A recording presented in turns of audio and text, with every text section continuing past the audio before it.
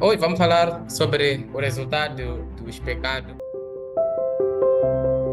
Lição número 6 deixa a Bíblia falar o resultado dos meus pecados. Acho que já nos perguntamos qual é o resultado dos meus pecados. Quando estávamos a estudar a lição número 5 sobre o Antigo e o Novo Testamento, tivemos a conclusão muito plausível de que o Antigo Testamento já não tem poder sobre os cristãos e nós apenas somos governados pelo Novo Testamento. Talvez houve perguntas acerca de seremos, assim que nós já estamos no Novo Testamento, o que é que serve agora? Então, hoje vamos ver acerca do que a Bíblia diz acerca do pecado. Porque quando você é um cristão, então é necessário com que obedeça à mensagem do Senhor para que não seja destruído. Sendo assim, há uma importância de mantermos sempre firme a palavra de Deus. Quando se diz o Antigo Testamento foi abolido, não quer dizer que já podemos pecar e não há problema quanto a isso. Aquilo que nós precisamos viver já está escrito no Novo Testamento. É só nós seguirmos aquilo que está escrito no Novo Testamento. No Novo Testamento está escrito algo que já está também no Antigo Testamento. Isso não é problema, isso é plausível porque os apóstolos apoiam. Só que se não está escrito no Novo Testamento, logo os apóstolos não apoiam. Então nós vamos dar esta continuidade. Uma história que nós queremos contar aqui acerca de marido e mulher que acaba sendo egoístas numa casa. Marido decidiu, ele diz, sou egoísta, penso só em mim mesmo. Nunca me importei com outros. Já menti 1000 vezes, roubei muito, drogas, bebedice, muita violência. Foi isso que destruí o que mais valorizo na vida. E uma mulher vai pensando, desobediência do painho, egoísmo, destrói o que é de melhor na vida. Relacionamentos de amor verdadeiro. Exemplo, ser egoísta, mentir, brigas, bebedice. Será que vai ser pego? O que é o resultado? É uma lei de vida. Porque quando você é ladrão, a lei da vida de cada país de sempre não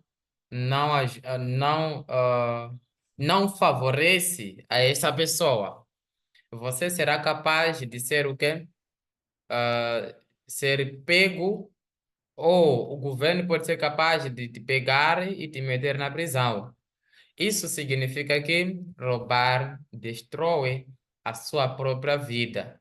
Tanto brigas, tanto mentira não é bom, e isso acaba prejudicando, automaticamente acaba sendo o pecado. Qual é o resultado? O resultado do egoísmo, o pecado, é destruir o seu próprio corpo. Contentamento e destrói os relacionamentos tão valorizados. Isso dói e dói bastante. Toma a decisão de parar, admitir nosso egoísmo e pecado e tomar a decisão de parar. Se vivermos na obediência, não vamos sofrer, porque talvez podemos ter aquilo de sofremos porque nós pecamos, ah, mas não tem nada a ver. Às vezes, um cristão pode sofrer por várias causas. Uma pessoa pode sofrer por várias causas. De fato, sofremos por causa porque pecamos, é egoísmo, por causa dos pecados dos outros, também sofremos e há uma necessidade para o quê? Para poder crescer. Às vezes sofremos para crescermos. Então, temos que entender qual é o sofrimento que nós iremos enfrentar. Sofrimento por causa do pecado dos outros, ou sofrimento por causa dos nossos pecados, ou sofrimento para podermos crescer, tanto crescer espiritualmente, tanto carnalmente, nesse caso. Temos que entender, o sofrimento sempre acontece. Mesmo aquele que não peca sempre sofre. O exemplo é Jesus Cristo, ele nunca pecou, mesmo assim ele sofreu por causa dos pecados de nós, dos nossos pecados, pecados de todo mundo. Por causa da vida também ele sofreu. Então, sofremos por vários motivos, mas existe um motivo triste, né? Através que é o pecado, o seu próprio pecado. Como Deus se sente quando pego contra ele? Ele se sente como eu me sinto quando alguém pega contra mim. Efésios 4:30. Não entristeçais o Espírito Santo de Deus que ele colocou no vosso corpo, que ele colocou em vós. Efésios 4, versículo 30, aqui nos remete ao seguinte: se nós pecarmos contra os nossos próprios corpos, resolver. Estava aqui a explicar acerca de Efésio. Quando alguém peca contra mim, como que eu me sinto? Já imaginou quando a tua esposa peca contra si, contra ti? Já imaginou quando teu marido, teu parceiro peca contra ti, ele te trai? Como que você se sente? Livre? Tranquilo? Não. É a mesma forma como Deus se sente quando nós pecamos contra Ele. É por isso que o apóstolo Paulo disse em Éfeso 4, versículo 30, não entristeçais o Espírito Santo de Deus. E entristecer o Espírito Santo é pecar contra o templo, porque os nossos corpos são o templo do Espírito Santo. Como Deus se sente? Machucamos Deus. Ele sabe de tudo. Cada vez que Cada vez que pecamos, estamos pecando contra Ele, machucamos a Ele. As regras são de Deus e nós temos desejos, meus desejos. Todas as regras de Deus são para o nosso bem, porque Ele nos ama. Não há nenhuma regra de Deus que não é para o bem, para o nosso próprio corpo. No casamento, minha família se sente desapontado nesse caso, ou triste, machucado, sinto errado, brigamos muitas vezes, decisão de desistir, ir embora, separação, como Deus deve sentir. Já pequei contra Deus tantas vezes. E você? Todos nós já pecamos, de acordo com o livro. Romanos 3, versículo 23. O desejo mais ardente de Deus é de ter um relacionamento de amor legítimo com você. Romanos 3, 23. Já pecou? Todos nós já pecamos. E qual é o resultado do pecado? Romanos 6, 23. Todos nós merecemos o quê? Merecemos a morte. Porque o resultado do pecado é a morte. Deus fica com ira. Jeremias, podemos ver 43, 44, 2 a 5. Assim diz o Senhor dos Exércitos, Deus de Israel. Vistes todo o mal que fiz cair sobre Jerusalém e sobre todas as cidades de Judá.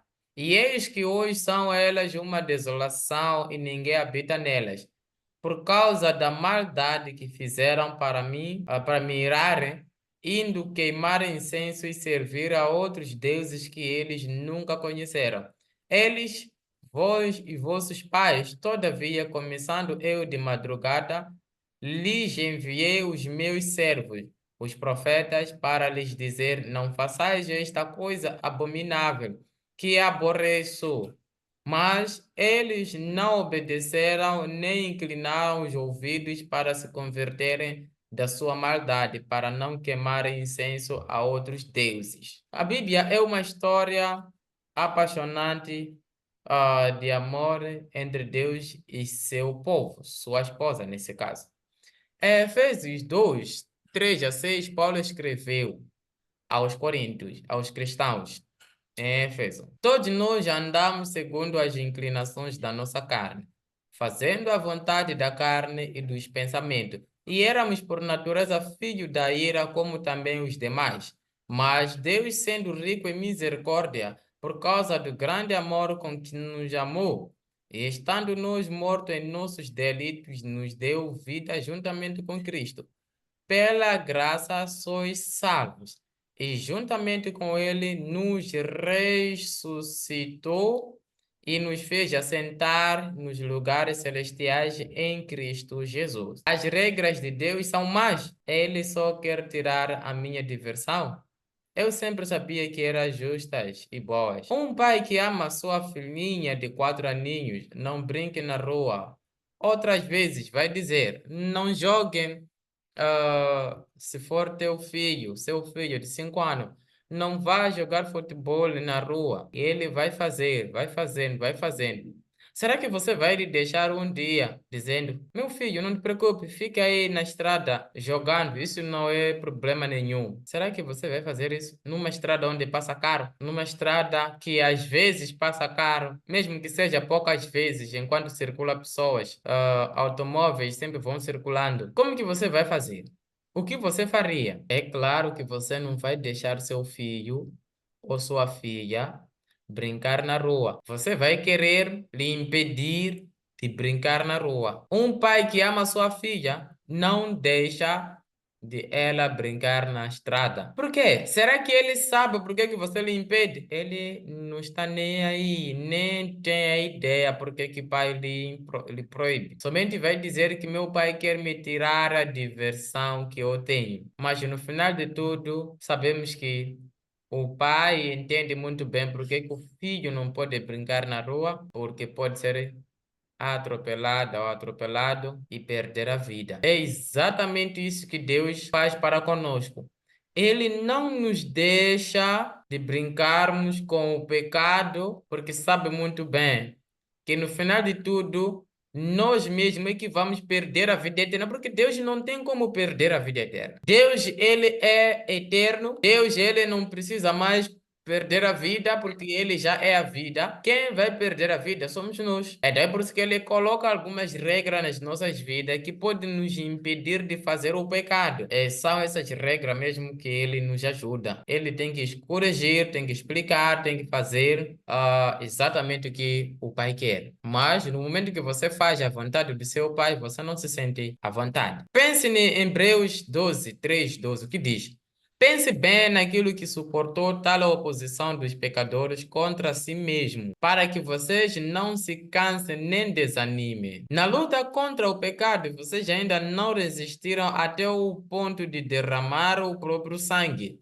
Vocês se esqueceram da palavra de ânimo que ele lhes dirige como a filhos. Meu filho, não despreze a disciplina do Senhor, nem se magoe com a sua repreensão, pois o Senhor disciplina a quem ama e castiga todo aquele a quem ele aceita como filho. Suportem as dificuldades, recebendo-as como disciplina. Deus os trata como filho. Aí está. A palavra de Deus vai explicar-nos algo muito interessante. Será que vocês esqueceram sobre a palavra de encorajamento? Deus castiga aquele que ele ama. Deus castiga toda pessoa que ele ama. Ele disciplina. Se Deus nos disciplina, por que que ele faz isso? Deus faz isso porque nos ama. Se Deus não nos amasse, ele não iria nos disciplinar. Ora, qual é o filho que não é disciplinado por seu pai? Não existe. Todo filho é disciplinado pelo seu pai. Se vocês não são disciplinados, e a disciplina é para todos os filhos, então vocês não são filhos legítimos, mas sim ilegítimos. Uau! A Bíblia aqui vai explicar o quê? A disciplina é para o filho legítimo, mas todo aquele filho que não recebe a disciplina, logo, esse não é filho legítimo, mas sim ilegítimo. Por quê? Porque ele não recebe disciplina. Se nós não recebemos disciplina, correção, se Deus não nos corrige, se a correção de Deus não chega em nós, então nós não somos filhos legítimos. 9. Além disso, tínhamos pais humanos que nos disciplinavam e nós os respeitávamos. Quanto mais devemos submeter-nos ao Pai dos Espíritos, para assim vivermos. Nossos pais nos disciplinavam por curto período, segundo lhes parecia melhor, mas Deus nos disciplina para o nosso bem, para que participemos da sua santidade. Aí está. Agora, sobre a lição número 5, Pai espiritual. O Pai espiritual dos Espíritos é Deus, de acordo com o que está escrito aqui. Quanto mais devemos submeter-nos ao Pai dos Espíritos, para assim vivermos. Versículo 9.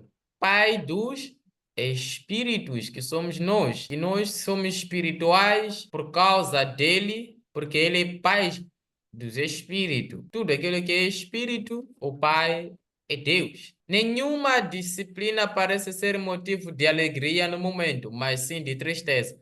Mais tarde, porém, produz fruto de justiça e paz para aqueles que por ela forem exercitados. Portanto, fortaleçam as mãos enfraquecidas e os joelhos vacilantes.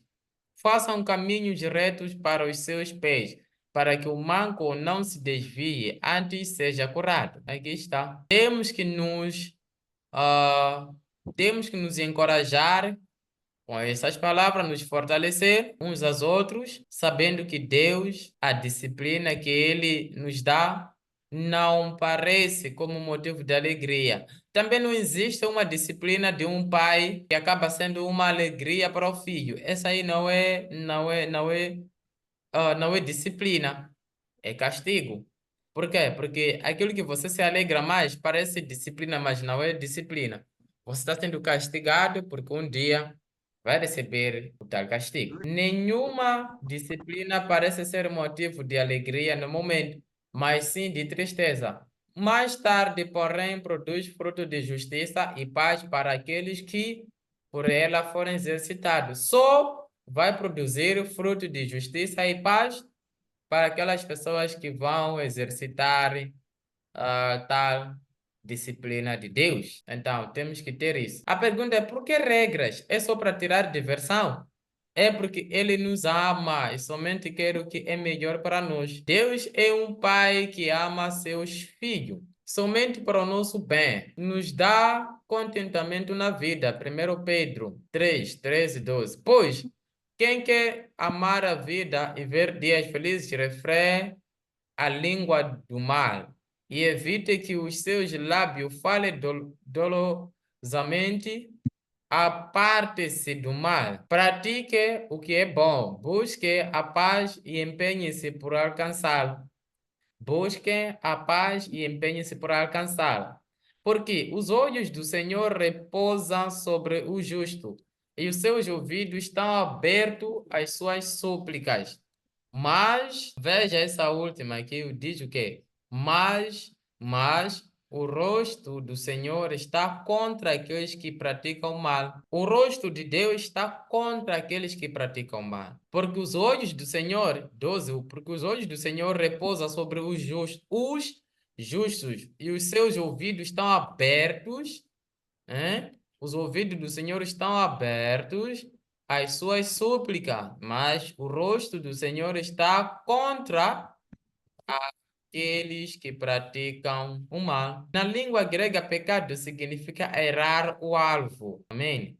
Se você erra, o alvo significa você pecou, cometeu um pecado. Então, se nós não cumprirmos com a palavra do Senhor que está escrito, então nós estaremos errando o alvo, apontando para o lugar errado, desviar-se da lei de Deus, violar a lei de Deus, violar a lei de Jesus Cristo. Gálatas 5, 19 e 21 diz que, ora, as obras da carne são manifestas, óbvias.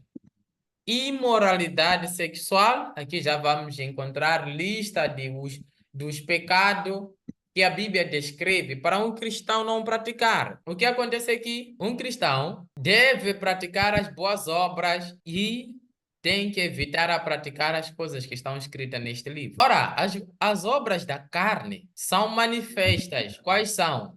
Imoralidade sexual, sexo com alguém além do seu cônjuge nesse caso, sexo com uma pessoa que você sabe que não é minha esposa, impureza, coisas que provocam desejos sensuais ilícitas, libertinagem, comportamento indecente, idolatria, servir ou adorar qualquer coisa ou pessoa em vez de Deus, e feitiçaria, bruxaria, invocar espíritos, ódio, detestar outros, discórdia, procurar discordar com outros, criar divisão, ciúmes, querer tomar coisa dos outros, ira, ficar zangado com facilidade, por motivos egoístas. Egoísmo, só pensar em si mesmo, só amar a si e não amar os outros. Dissensões, criar desunião, divisão. Facções, criar divisão. E inveja, se chateia com o sucesso de outros. Há pessoas que se chateiam com o sucesso de outros. Embriaguez, beber até se embriagar. Aquela pessoa que bebe, bebe até ficar embriagado é pecado. Orgia, orgias, fazer coisas em excesso, como comer, divertir-se, assistir TV, estar na internet durante um tempo que você não sabe sair e coisas semelhantes. Eu os adverto, como antes já os adverti, que os que praticam essas coisas não herdarão o reino de Deus. Todo aquele que pratica essas coisas não vão herdar o reino de Deus. Aqui, para você não entrar no lago de fogo, é só você fazer ao contrário daquilo que está aqui. Não praticar essas coisas. Ter o amor, você poderá herdar a vida eterna. Cumprir a palavra de Deus, que é manter a sã doutrina. No Novo Testamento, não tem muitas regras como no Antigo Testamento. No Novo Testamento, a regra que tem foi resumido no amor. Você tem que saber amar. Você tem que saber colocar o Espírito Santo em primeiro lugar.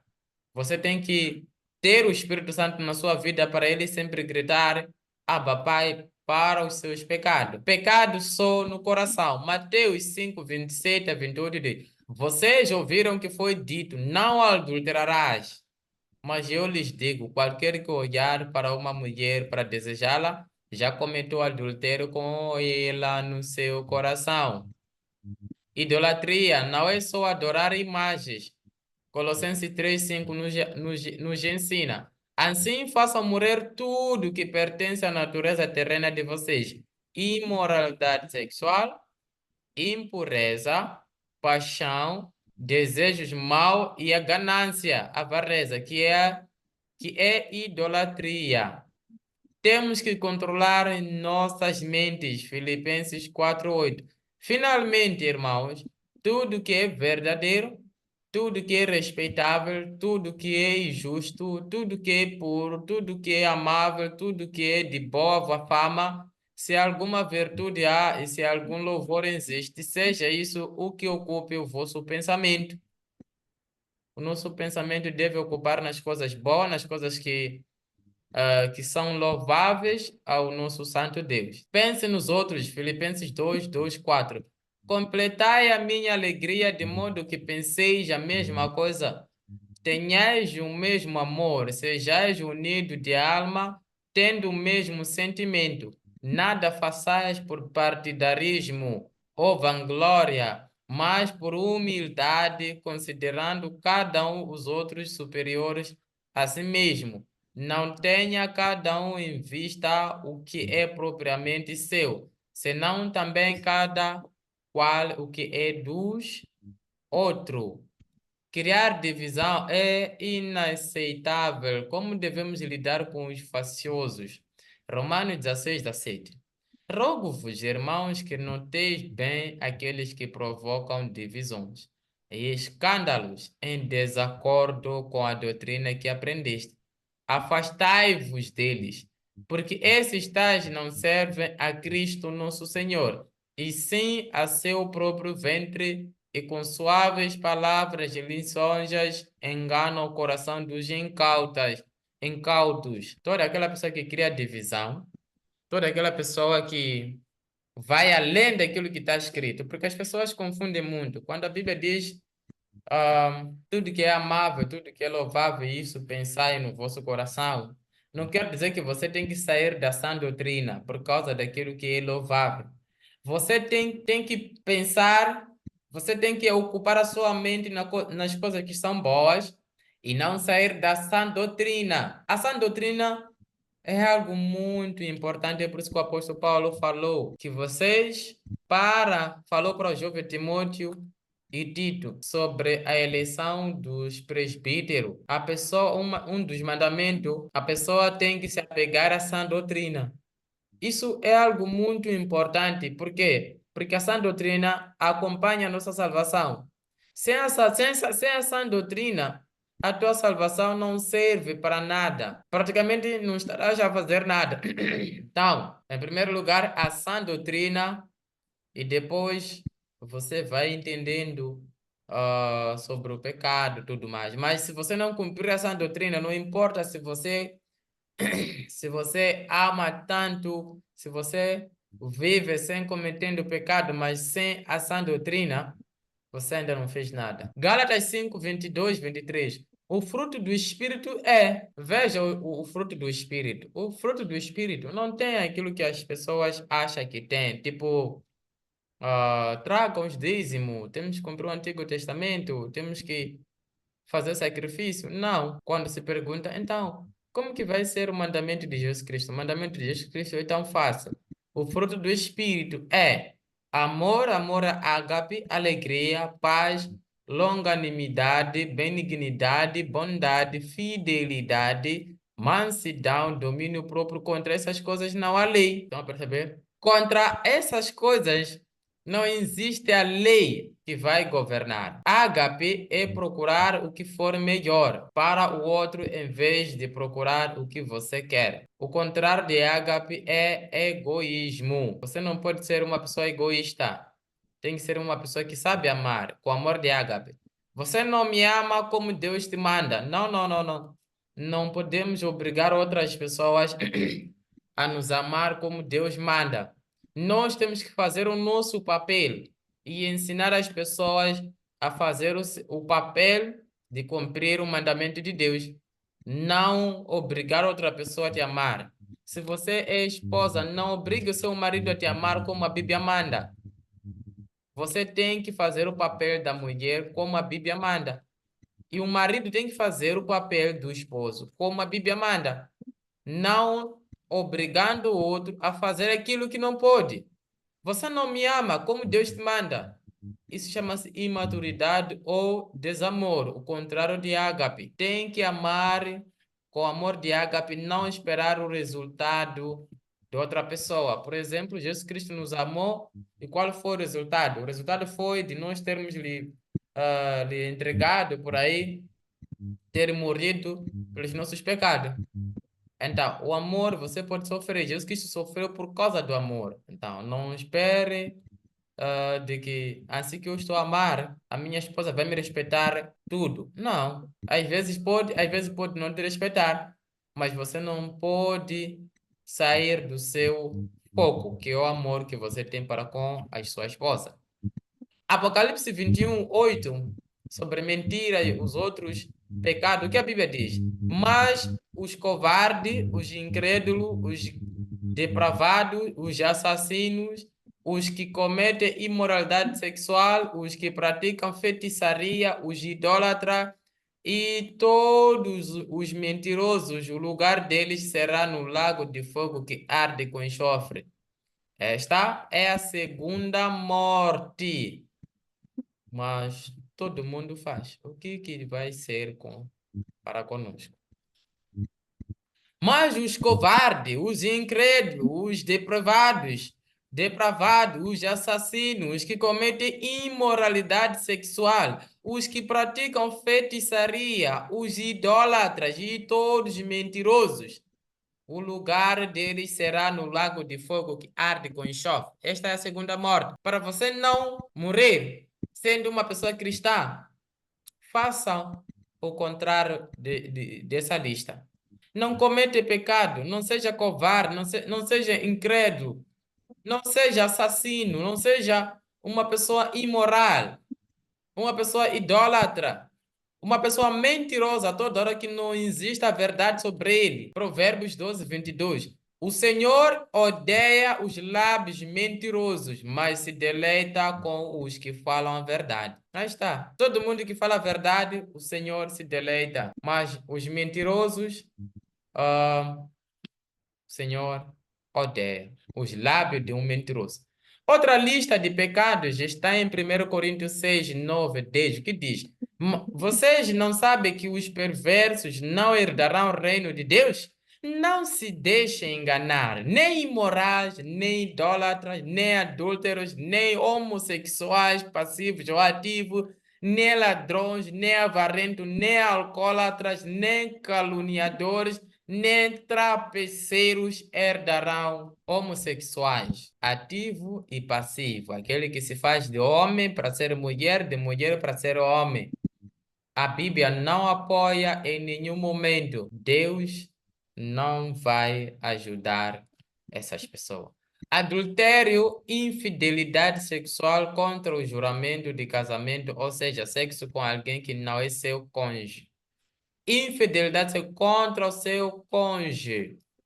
Homossexualidade passiva ou efeminação. O homem que tem modo de mulher ou excessivamente delicado.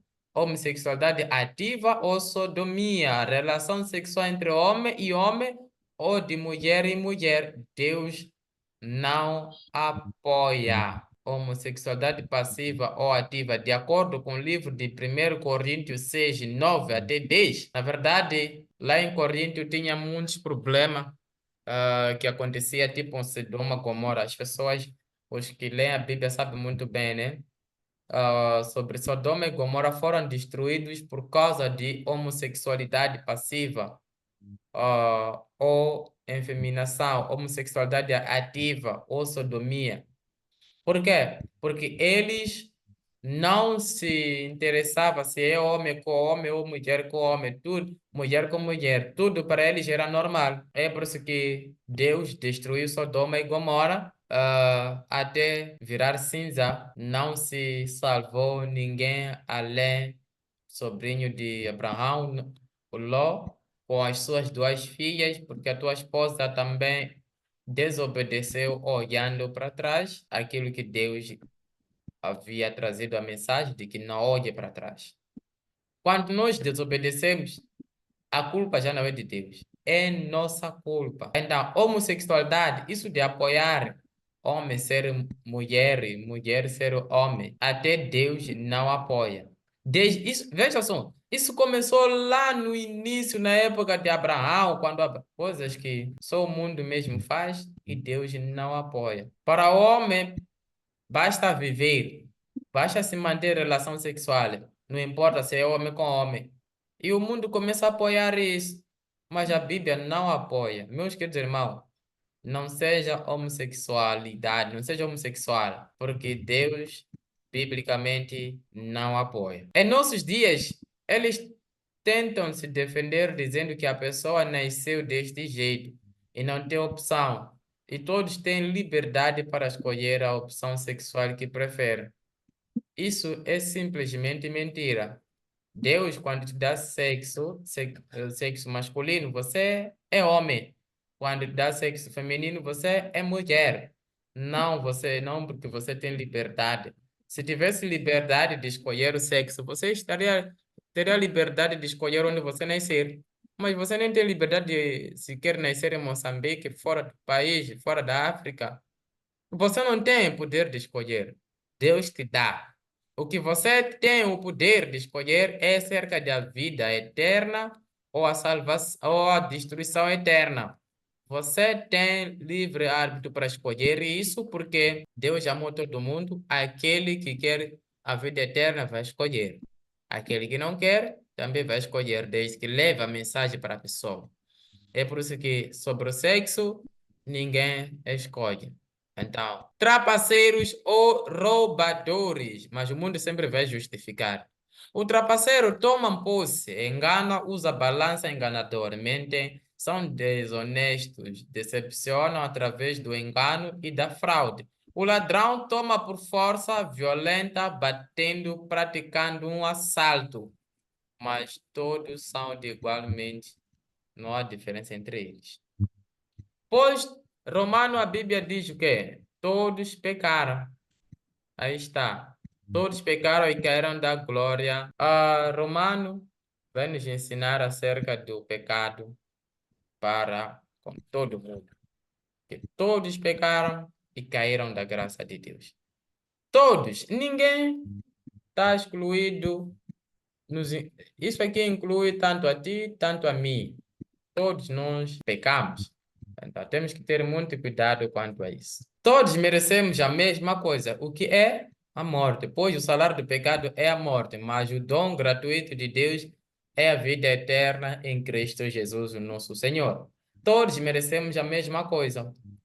Se alguém te perguntar se você merece salvação, qual é a resposta bíblica? O pecado é, infelizmente, uma realidade presente na vida de todos. A resposta bíblica, nós não merecemos a salvação, porque todos nós pecamos. Só por causa do dom gratuito de Deus, nós somos dados a vida eterna. Exemplo, Pedro negou a Jesus Cristo, Mateus 23, 26, 69 a 75.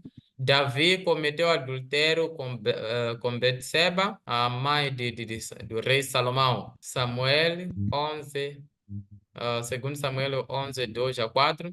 Moisés pecou por incredulidade, Números 20, 12, o que o impediu de entrar na terra prometida. Ele só a viu, mas não entrou nele. 1 João 5, 1, 5 a 7. Esta é a mensagem que dele ouvimos e transmitimos a vocês. Deus é luz, nele não há treva alguma. Se afirmamos que temos comunhão com ele, com Deus, mas andamos nas trevas praticando o pecado, mentimos e não praticamos a verdade. Se, porém, andarmos na luz como ele está na luz, temos comunhão uns com os outros, nós com Deus, e o sangue de Jesus, seu Filho, nos purifica de todo o pecado. O sangue de Cristo nos purifica de todo o pecado. 1 João 1, 8 a 10. Se afirmarmos que estamos sem pecado, enganamos a nós mesmos, e a verdade não está em nós. Se confessarmos os nossos pecados, Ele é fiel e justo para perdoar os nossos pecados e nos purificar de toda injustiça. Se afirmarmos que não temos cometido pecado, fazemos de Deus um mentiroso. Fazemos de Deus um mentiroso e a sua palavra não está em nós. O pai mandou seus dois filhos no campo para trabalhar. Deu muitas desculpas, queixas e não foi. O segundo foi, mas não fez um bom trabalho. No final do dia, muitas desculpas, não fez nada, fez pouco, pediu desculpa. A pergunta que não quer calar é: que filho mais agradou o pai? Nós temos que perceber. O filho, aquele que deu muita desculpa, queixas, ou aquele que foi, mas não fez um bom trabalho. Então, pecado destrói o nosso relacionamento com Deus. Isaías 59, 1 a 8 diz: Eis que a mão do Senhor não está encolhida para que não possa salvar, nem surdo o seu ouvido para não poder ouvir, mas as vossas iniquidades fazem separação entre vós e o vosso Deus. Tá a ver? E os vossos pecados encobre o seu rosto de vós, para que vos não ouça. No livro de Isaías diz que quando nós estamos submersos no pecado, Deus não consegue nos ouvir porque Ele encobre o rosto de nós para não nos ouvir. Então, se você continua pecando, Deus não consegue te ouvir. Mas se você era antes de conhecer a Deus, você vive pecando, se você ora, Deus pode te mostrar o caminho de como você ser salvo. Mas se você ignorar o caminho do Senhor, Deus não vai te ouvir. Ele pode dar chance, mas não quer dizer que ele vai te dar a liberdade, sabendo que você ainda não se arrependeu e não foste salvo. Romanos 5, 6 diz: porque Cristo, quando nós ainda éramos fracos, morreu a seu tempo pelos ímpios. Dificilmente alguém morreria por um justo, pois poderá ser que, pelo bom, alguém se anime a morrer, mas Deus prova o seu próprio amor para conosco pelo fato de ter Cristo morrido por nós. Sendo nós ainda pecadores, logo muito mais agora, sendo justificados pelo seu sangue, seremos por ele salvos da ira. Porque se nós, quando inimigos, fomos reconciliados com Deus, mediante a morte do seu Filho, muito mais estando já reconciliados, seremos salvos pela sua vida. Nós nos tornamos inimigos de Deus. É bom não ficar sempre zangado, casar que vai destruindo o seu lar. O salário merecido qual é? Merecemos a morte. Romanos 6:23. Tiago 2:10. Pois qualquer que guarda toda a lei, mas tropeça em um só ponto, se torna culpado de tudo. Quem merece a morte? Nós, todos nós merecemos a mesma coisa. Todos nós somos iguais. Então, não há liberdade se você não vive na vida eterna, na liberdade sobre o mandamento de Deus. Quando o Filho do Homem vier em sua glória, com todos os anjos a sentar-se-á em seu trono, na glória celestial, todas as nações serão reunidas diante dele. E ele separará uma das outras, como o pastor separa as ovelhas dos bodes. E estes irão para o castigo eterno, mas os justos para a vida eterna. O final de tudo é que quando Deus voltar, ele vai separar. Todas as nações serão reunidas diante de Deus e ele separará uma das outras, como o pastor separa as ovelhas dos bodes. E esses irão para o castigo eterno, mas os justos para a vida eterna. Seja justo, viva a vida de Deus e não vive cometendo o pecado. Para um cristão voltar a praticar o pecado, Hebreus 6:6 diz: estão crucificando para si mesmos o Filho de Deus e expondo-o à ignorância, à ignomínia nesse caso. Vocês não podem viver a crucificar Jesus Cristo. Batendo os pregos nas mãos de Jesus Cristo, um martelo nesse caso está nas minhas mãos, nas suas mãos, de acordo com Romanos 11:23. Amém?